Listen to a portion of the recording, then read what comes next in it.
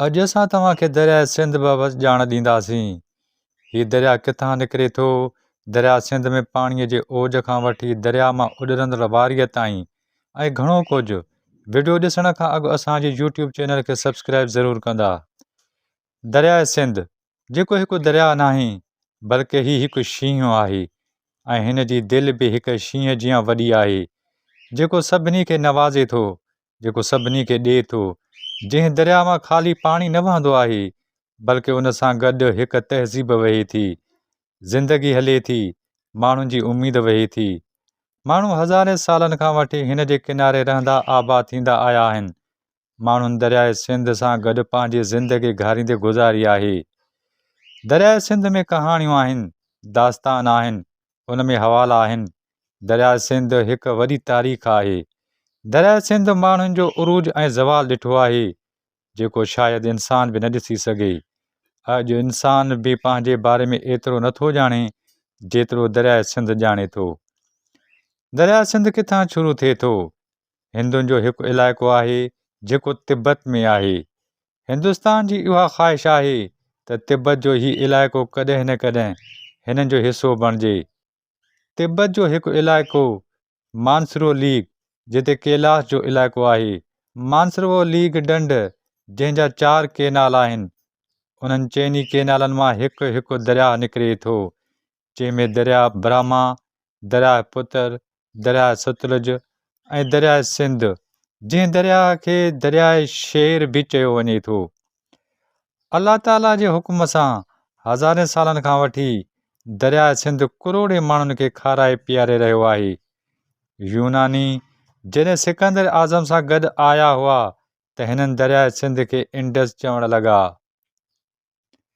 दरिया सिंध में 20 दरिया शामिल थियनि था, जंहिंमें क़ाबिल ज़िक्र दरिया ही आहिनि: काबुल दरिया, जहलम दरिया, चनाब दरिया, रावी दरिया, सतलुज दरिया, शोरूप दरिया, दरिया सवात, सोरोबू दरिया, संस्कार दरिया, पुन्नड़ दरिया, हुंजा दरिया।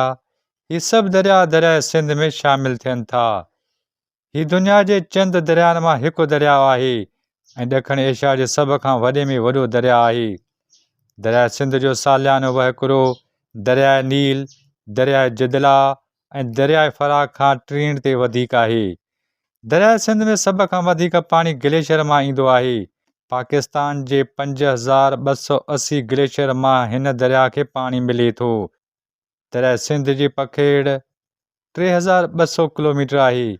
किथे किथे हिन दरिया जो पेट 25 किलोमीटर ताईं पखिड़ियल आहे। सिंध तास मुआहदे, जेको 1960 ईस्वीअ में पाकिस्तान ऐं हिंदुस्तान विच में थियो, उन खां पोइ पाकिस्तान जा ओभर जा दरिया भारत खे ॾिना विया, जंहिंमें दरिया रावी, दरिया सतलुज ऐं दरिया ब्यास। हिन दरिया में मुख़्तलिफ़ क़िस्मनि जी मच्छी, अंधी ॿिलण समेत आबी जीवत मौजूदु आहे। दरिया सिंध हिकु दरिया नाहे बल्कि दुनिया जो सभ खां वॾो नहरी निज़ाम पिणु दरिया सिंध मथां मौजूदु आहे। हिन दरिया मथां 56 केनाल निकिरनि था। हिननि केनालनि जी ड्रेग 56,000 किलोमीटर ताईं आहे। याने तव्हां जिते मौजूदु आहियो उतां दुनिया जो गोल चकर हणी अचो त बि उहो 40,000 किलोमीटर ताईं थींदो। हिंदुनि जे मुक़दस किताब, जंहिंजो नालो ऋग्वेद आहे, उन में बि दरिया सिंध जी अज़मत बाबति लिखियलु आहे।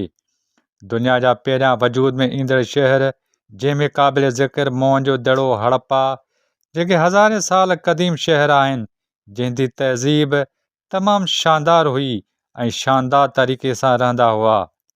हिन वक़्तु दरिया सिंध में पाणी जे वहिकरनि जी घटिताई आहे। बैराजनि ते 50% खां वधीक पाणी जी खोट आहे त ॿिए पासे नवां केनाल ठाहिण जे ऐलान सिंधियुनि में कावड़ जी लहर पैदा करे छॾी आहे।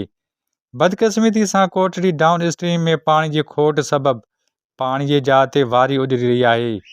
पाणी न हुजण सबबि डेल्टा तबाह थियण जो ख़दशो वधी वियो आहे, जॾहिं त डाउन स्ट्रीम में छोड़ न थियण सबबि ठटे, सिजावल, बदीन ज़िलनि जूं लखें एकड़ ज़मीनूं समुंड ॻड़काए रहियो आहे।